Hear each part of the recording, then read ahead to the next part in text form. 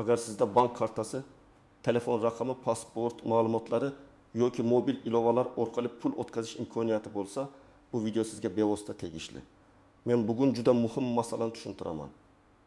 Firibgarlar odamlarning nomiga kredit rasmiylashtirishi, kartadan pul yechishi, telefon raqam orqali shaxsiy kabinetlarga kirishi va keyin jabrlanuvchi o'zini oqlash uchun oylar davomida yugurib yurishi mumkin.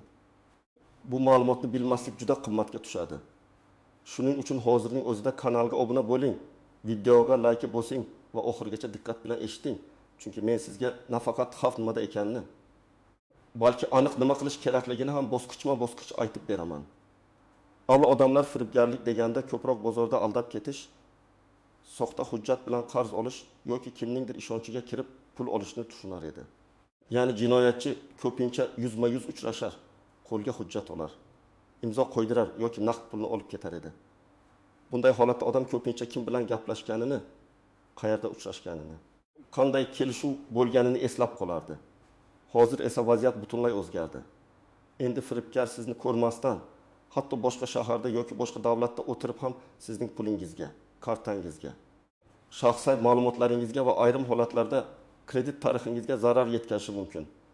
Ular telefon orqali bank xodimi bo'lib gapiradi. SMS kod so'raydi, Telegram yoki boshqa messenjerda havola yuboradi. Soxta ilova o'rnatishga majbur qiladi yoki sizga kartangiz bloklanadi. Nomingizga kredit olinmoqda, jarima tushgan, yordam puli chiqdi degan bahonalar bilan bosib o'tkazadi. Eng xavfli tomoni shundaki, firibgarlar odamning qo'rquvini, shoshqaloqligini va ishonuvchanligini ishlatadi. Masalan, ular hozir aytgan kodni bermasangiz hisobingizdagi pul ketadi deydi. Odam esa pulini saqlab qolaman deb o'ylab, aslida pulni olib ketishga yordam beradigan kodni o'zi aytib qo'yadi. Yoki sizga kompensatsiya chiqdi, kartangizni tasdiqlang deb havola yuboradi. Odam havolaga kiradi, karta raqamini amal qilish muddatini kodlarini kiritadi. Keyin bir necha daqiqada hisob bo'shab qoladi. Men bu mavzuni oddiy ogohlantirish sifatida emas, amaliy xavfsizlik masalasi sifatida ko'rib chiqaman. Chunki bugun faqat kattalar emas, yoshlar ham, tadbirkorlar ham, talabalar ham, nafaqadagi ota-onalarimiz ham xavf ostida. Kimda telefon va karta bo'lsa, o'sha odam nishonga aylanishi mumkin. Birinchi bilishingiz kerak bo'lgan narsa bank. Davlat tashkiloti yoki haqiqiy xizmat ko'rsatuvchi korxona sizdan telefon orqali SMS kod, PIN kod, karta orqasidagi CVV kod yoki mobil bank parolini so'ramaydi. Bu qoida juda oddiy, lekin eng ko'p buziladigan qoida ham aynan shu. Firibgarlar o'zini juda ishonchli tutadi. Ular sizning ismingizni aytishi, kartangiz qaysi bankda ekanini taxmin qilishi, hatto oxirgi to'lovlaringiz haqida umumiy gaplar aytishi mumkin. Bu ularning haqiqiy bank xodimi ekanini isbotlamaydi. Masalan, bir odamni tasavvur qiling. Uning kartasida 3 million so'm bor. Unga qo'ng'iroq bo'ladi. Sizning kartangizdan 2 million so'm o'tkazishga urinish bo'ldi. Buni to'xtatish uchun hozir telefoningizga kelgan kodni ayting. Odam qo'rqadi, chunki gap katta pul haqida ketmoqda. U kodni aytadi. Asosida esa kod pul o'tkazmasini tasdiqlash kodi bo'ladi. Natijada 2 million emas, kartada bor hamma pul yechib olinishi mumkin. Jabrlanuvchi keyin bankka boradi. Bank esa ko'pincha operatsiya SMS kod bilan tasdiqlangan deydi. Bu yerda isbotlash jarayoni murakkablashadi. Ikkinchi muhim narsa kredit masalasi. Bugun ayrim xizmatlar masofadan turib ariza qabul qiladi. Bu qulaylik, lekin shu bilan birga xavf ham. Agar sizning pasportingiz rasmi, JSHR raqamingiz, telefon raqamingizga kirish imkoniyati yoki yuzni tasdiqlash jarayonidagi ma'lumotlar firibgar qo'liga tushsa, u sizning nomingizdan ariza yuborishga urinish qilishi mumkin. Har doim ham bu oson amalga oshmaydi, lekin urinishlar bo'ladi. Ayniqsa odam telefonni birovga berib qo'ysa, sim kartasini yo'qotsa, shubhali ilova o'rnatsa yoki o'z nomiga kelgan kodlarni begonalarga aytsa, xavf keskin oshadi. Misol uchun, 25 yoshli yigit ish qidiryapti. Unga ishga qabul qilamiz, faqat hujjatlarni yuboring deyishadi. U pasport rasmini, selfisini, karta raqamini va telefoniga kelgan kodni yuboradi. Oradan bir hafta o'tib, uning nomida 8 million so'mlik mikroqarz borligi ma'lum bo'ladi. U men olmaganman dedi, lekin ariza uning ma'lumotlari bilan tasdiqlash esa uning telefon raqami orqali o'tgan bo'lishi mumkin. Shundan keyin u ariza yozishi, ichki ishlar organlariga murojaat qilishi, moliya tashkiloti bilan yozishishi, kredit tarixini tekshirish kerak bo'ladi. Uchinchi jihat, kimlar ko'proq xavf ostida? Men buni 3 guruhga bo'laman. Birinchi guruh. Raqamli xizmatlardan foydalanadi, lekin xavfsizlik qoidalarini yaxshi bilmaydi. Bu guruhga ko'pincha yosh kattalar kiradi, lekin faqat ular emas. Ikkinchi guruh ijtimoiy tarmoqlarda ko'p e'lon joylaydigan, oldi-sotdi qiladigan, ish qidiradigan odamlar. Ular tez-tez notanishlar bilan yozishadi, havolalarga kiradi, hujjat yuboradi. Uchinchi guruh tadbirkorlar, savdogarlar, onlayn xizmat ko'rsatuvchilar. Ularning kartasiga yoki hisobiga pul ko'p kelib ketgani uchun firibgarlar aynan ularni nishonga olishi mumkin. Lekin kimlar haddan tashqari vahima qilmasligi kerak. Agar siz hech kimga kod bermasangiz, shubhali havolalarga kirmasangiz, telefoningizga begona ilova o'rnatmasangiz, kartangiz ma'lumotlarini hamma joyga yozmasangiz, pasport rasmingizni keraksiz joyga yubormasangiz, xavf ancha kamayadi. Muhim nuqta shuki, xavfsizlik 100% kafolat bermaydi. Lekin oddiy qoidalar firibgarlarning ko'p usullarini darhol to'xtatadi. 4-masala, bolalar va yoshlar. Ko'p ota-onalar karta farzandining qo'lida ekanini, telefonida mobil bank ochiq turganini jiddiy xavf deb o'ylamaydi. Bola o'yin ichida bonus olasiz, skin yutasiz, bepul pul beramiz degan havolaga kirishi mumkin. U karta raqamini kiritadi yoki telefon raqamga kelgan kodni yozadi. Natijada ota-onaning kartasidan pul yechiladi. Bu yerda bolani urishdan oldin unga oddiy qoidani tushuntirish kerak. Hech qaysi o'yin, hech qaysi kanal, hech qaysi notanish odam karta kodi yoki SMS kod so'rashga haqli emas. 5-masala, kundalik misollar. Taksi haydovchisi mijozdan to'lovni karta orqali oladi. Keyin kimdir qo'ng'iroq qilib, sizga pul noto'g'ri tushdi, qaytarish uchun kodni ayting deydi. Do'kon sotuvchisi terminalingiz bloklanadi, tekshiruvdan o'tkazyapmiz deyishadi. Uy bekasiga sizga nafaqa yoki yordam puli chiqdi, kartangizni ro'yxatdan o'tkazing deb xabar keladi. Talabaga kontrakt bo'yicha chegirma bor deb havola yuboriladi. Har bir holatda usul boshqa, lekin maqsad bitta. Odamni shoshiltirish va maxfiy ma'lumotni olish. Endi istisnolar, nozik jihatlar va ko'pchilik sezmagan tuzoqlar haqida gaplashamiz. Birinchi tuzoq. Firibgarlar har doim savodsiz yozmaydi. Ko'p odam xatolar bo'lsa, demak firibgar deb o'ylaydi. Bu qisman to'g'ri. Lekin bugun soxta xabarlar juda chiroyli, rasmiy tilda logotip bilan, hatto haqiqiy tashkilot nomiga o'xshash domen orqali kelishi mumkin. Shuning uchun faqat dizaynga ishonmang, havolaning manziliga qarang. Rasmiy saytmi, yo'qmi, buni tekshiring. Masalan, bank nomiga o'xshash, lekin bitta harfi o'zgargan sayt bo'lishi mumkin. Ikkinchi tuzoq, mening kartamda pul yo'q, menga hech nima bo'lmaydi degan fikr. Bu noto'g'ri. Kartada hozir pul bo'lmasa ham, keyin pul tushishi mumkin. Bundan tashqari, firibgarlar kartani boshqa sxemalarda ishlatishga urinishi, sizning ma'lumotlaringiz orqali boshqa xizmatlarga kirishi yoki nomingizdan qarz olishga urinish qilishi mumkin. Shaxsiy ma'lumotning qiymati faqat bugungi balans bilan o'lchanmaydi. 3-tuzoq, kodni aytmadim, faqat skrinshot yubordim degan holat. Skrinshotda ham ko'p ma'lumot bo'lishi mumkin. Bank ilovasi oynasi, karta qoldig'i, tranzaksiya raqami, telefon raqami, ariza kodi, shaxsiy kabinet ma'lumotlari ko'rinib qoladi. Notanish odamga skrinshot yuborishda juda ehtiyot bo'ling. Agar yuborish zarur bo'lsa, maxfiy qismlarni yopib qo'ying. 4-tuzoq. Telefon raqam. Ko'p xizmatlar telefon raqam orqali tiklanadi. Agar SIM kartangiz yo'qolsa, darhol operatorga murojaat qiling va raqamni bloklang. Eski raqamingizdan foydalanmay qo'ysangiz ham, u raqamga bog'langan bank ilovalari, ijtimoiy tarmoqlar, elektron pochta va davlat xizmatlarini tekshiring. Chunki raqam qayta boshqa odamga berilganda eski hisoblaringizda muammo paydo bo'lishi mumkin. 5-nozik jihat. Firibgarlar ba'zan sizga pul yuborib, keyin qaytarishni so'raydi. Masalan, kartangizga 500 ming so'm tushadi. Keyin kimdir adashib yubordim, iltimos mana bu kartaga qaytaring deydi. Siz yaxshi niyat bilan qaytarasiz. Lekin bu pul boshqa jabrlanuvchidan o'g'irlangan bo'lishi mumkin. Natijada sizning kartangiz shubhali zanjirda ko'rinib qoladi. Bunday holatda eng to'g'ri yo'l pul tushgan bankka murojaat qiling. Operatsiyani rasmiy tartibda qaytarish mumkinligini so'rang. Notanish karta raqamiga o'zboshimchalik bilan pul o'tkazmang. 6-nozik jihat, yaqinlaringiz nomidan xabar kelishi. Firibgarlar odamning Telegram yoki boshqa akkauntini qo'lga kiritib, uning kontaktlariga tezda pul kerak, kasalxonadaman, kartaga tashlab tur deb yozadi. Siz ko'rib turibsiz, xabar akangiz, opangiz yoki do'stingizdan kelyapti. Lekin bu akkauntni firibgar boshqarayotgan bo'lishi mumkin. Pul yuborishdan oldin o'sha odamga telefon qilib, ovozni eshiting. Agar javob bermasa, boshqa yaqinlari orqali tekshiring. 7-nozik jihat hujjatlarni yuborish. Pasport rasmi, ID karta, haydovchilik guvohnomasi, plastik karta rasmi.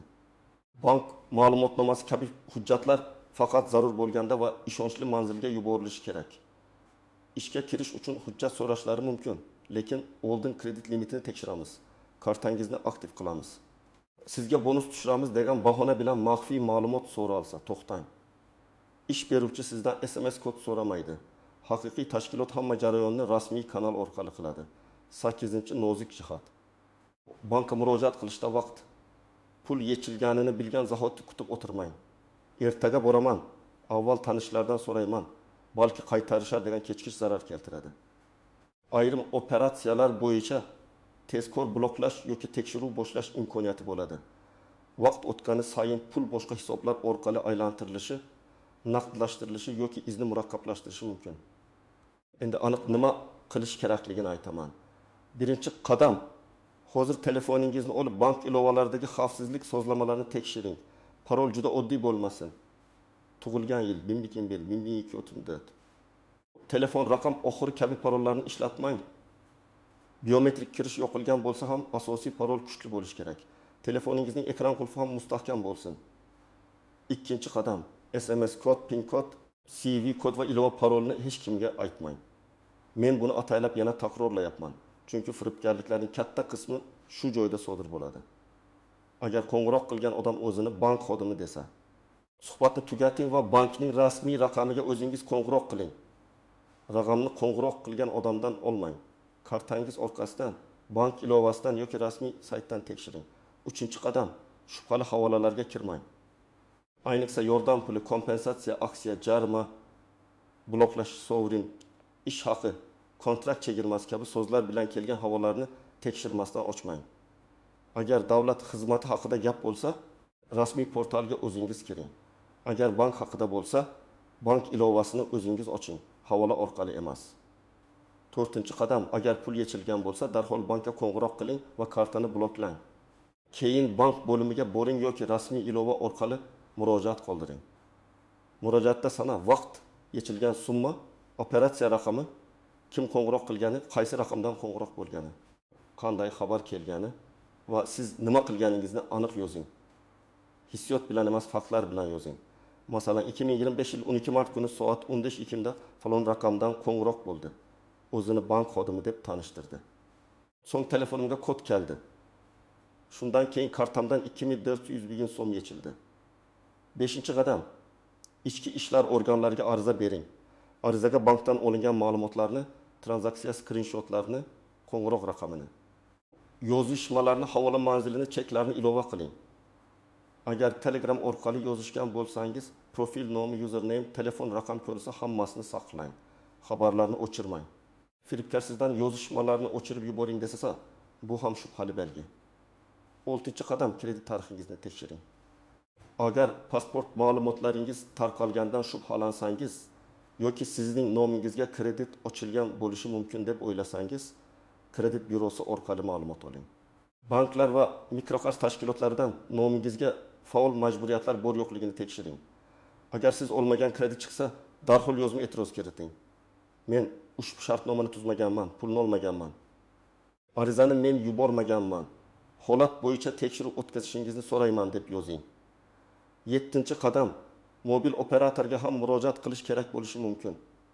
Agar SIM kartangiz dublikat qilinganidan, raqamingizga begona odam kirgandan yoki telefoningizdagi SMSlar boshqaga ketgandan shubhalansangiz, operator ofisiga boring. Raqam bo'yicha oxirgi amaliyotlar, SIM almashtirish, dublikat berish holati bor yo'qligini so'rang. Raqamingiz siz uchun bank kaliti kabi muhim. 8-qadam, telefoningizni tekshiring. Agar siz shubha ilova o'rnatgan bo'lsangiz, uni o'chiring, telefonni antivirus bilan tekshiring, kerak bo'lsa mutaxassisga ko'rsating. Ayrim zararli ilovalar ekraningizni ko'rishi, SMS o'qishi yoki bank ilovasiga kirishda ma'lumotlarni kuzatishi mumkin. Ilovalarni faqat rasmiy do'konlardan o'rnating. Bu faylni yuklab oling. Yordam beradi degan APK fayllardan uzoq turing. 9-qadam, yaqinlaringizni ogohlantiring. Ayniqsa ota-onangiz, bu-bobolaringiz, maktab yoki kollejda o'qiydigan farzandlaringizga oddiy tilda tushuntiring. Ularga 3 ta jumlani yodlatib qo'ying. Kodni hech kimga aytmayman. Havolaga tekshirmasdan kirmayman. Pul yuborishdan oldin telefon qilib aniqlayman. Ba'zan bitta suhbat oilangizni millionlab so'm zarardan saqlab qoladi. 10-qadam, barcha murojaatlarni yozma qiling. Og'zaki gaplar esdan chiqadi, isbotlash qiyin bo'ladi. Bankka borsangiz, murojaat raqamini oling. Ichki ishlar organlariga ariza topshirsangiz, qabul qilinganini tasdiqlovchi ma'lumotni saqlang. Elektron murojaat yuborsangiz, javob xatini saqlang. Keyinchalik nizoli vaziyatda aynan shu hujjatlar sizga kerak bo'ladi. Endi men sizga ariza mazmuni qanday bo'lishi kerakligini oddiy qilib aytaman. Arizada avvalo kimga murojaat qilayotganingizni yozasiz. Keyin o'zingizning ism, familiyangiz, telefon raqamingiz, yashash manzilingiz bo'ladi. Asosiy qismda voqeani ketma-ket yozasiz. Qachon qo'ng'iroq bo'ldi, qanday xabar keldi, qaysi havola yuborildi, qancha pul yechildi, qaysi kartadan yechildi, siz qanday harakat qildingiz. Oxirida ushbu holat yuzasidan tekshiruv o'tkazib, aybdor shaxslarni aniqlash va yetkazilgan zararni qoplash choralarini ko'rishingizni so'rayman deb yozasiz. Ilova sifatida skrinshotlar, chek, bank ma'lumotnomasi, qo'ng'iroq tarixi yozishmalarini qo'shasiz. Agar sizga bankdan operatsiyani o'zingiz tasdiqlagansiz degan javob kelsa ham, darhol taslim bo'lmang. Ha, bu holatda pulni qaytarish oson bo'lmasligi mumkin. Lekin baribir rasmiy tekshiruv, jinoyat ishi yoki boshqa huquqiy jarayonlar orqali holat o'rganilishi kerak. Muhimi, siz voqeani yashirmang, vaqtni cho'zmang, hujjatlarni to'plang va hamma murojaatni izchil olib boring. Yana bir muhim maslahat. Kartangizga limit qo'ying. Kundalik to'lovlar uchun alohida karta ishlating. Katta pulni esa boshqa hisobda saqlang. Masalan, asosiy jamg'armangiz 20 million so'm bo'lsa, uni doimiy onlayn to'lov qiladigan kartada ushlabmang. Kundalik xarajat kartasida 300 ming yoki 500 ming so'm bo'lsa, firibgar unga kirgan taqdirda ham zarar cheklangan bo'ladi.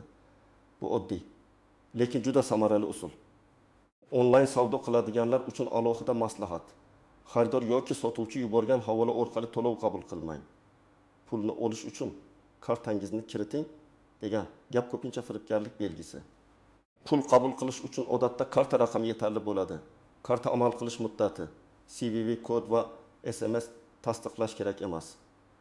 Agar kimdir sizga pul yuborish uchun sizdan kod so'rasa, bu jarayonni darhol to'xtating. Ish qidirayotganlar uchun ham alohida ogohlantirish bor. Haqiqiy ish beruvchi suhbatdan oldin sizdan kredit arizasi, karta paroli, bank ilovasi kodi yoki shubhali ilova o'rnatishni so'ramaydi. Agar ishga kirish uchun avval hisobingizni tasdiqlaymiz, maosh kartasi ochamiz, kodni ayting. Sinov uchun pul o'tkazamiz, keyin qaytarasiz deyishsa, ehtiyot bo'ling. Ishga joylashish jarayoni rasmiy shartnoma, aniq manzil, tashkilot rekvizitlari va tekshiriladigan aloqa kanallari bilan bo'lishi kerak. Bugungi mavzuning eng muhim xulosasi shuki, firibgarlar kuchli bo'lgani uchun emas, ko'pincha biz shoshilganimiz. Qo'rqqanimiz yoki tekshirmaganimiz uchun pulimizga yetib oladi. Bank kodi, SMS kodi, karta maxfiy raqamlar va pasport ma'lumotlari oddiy raqamlar emas. Ular sizning moliyaviy xavfsizligingiz kalitidir. Ularni himoya qilsangiz, ko'p xavflarning oldini olasiz. Men sizga aniq aytdim.